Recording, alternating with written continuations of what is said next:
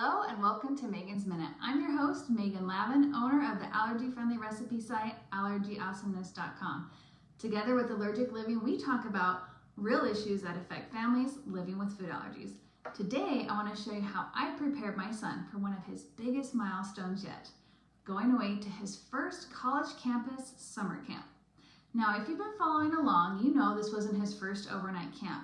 He's already done 3 sleepaway camps, and those are the more traditional outdoorsy in a tent ones where he had the safety of his dad there since they allowed my husband to volunteer since it was put on by our local church congregation. But this summer we took it up a notch. He went to something called Especially for Youth, known as FSY, and it's a church-sponsored program, but this one is totally different. Parents are not involved at all. It's run worldwide on college campuses where teens sleep in the dorms and they eat their meals in the campus cafeteria. So to say I was nervous was an understatement. We do eat out sometimes, special occasions and traveling, but almost every time he's had us right there. He's used to that safety net, and so are we. So at FSY, he would have 13 meals straight, Monday night through Saturday morning. That's a lot of chances to advocate for himself. I realized pretty quickly he was gonna need some more practice. So here's the plan we came up with. For a few months leading up to camp, I started driving him to restaurants we already knew were safe. But instead of me walking in and ordering, I sent him in alone. I sat out in the car, ready if anything went wrong, but it was on him to handle the whole process start to finish. The first time, I did stand in line right behind him just in case he froze or had questions, but after that, I handed him my credit card, parked the car, and let him go in by himself to order. To sweeten the deal, I chose places he'd be excited about. We don't eat out very often, so getting to order Chick-fil-A a few extra times felt like a treat. It was worth pushing past the nerves.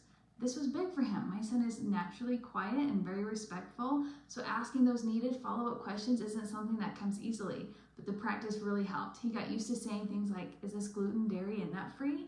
And making sure he double-checked before accepting the meal.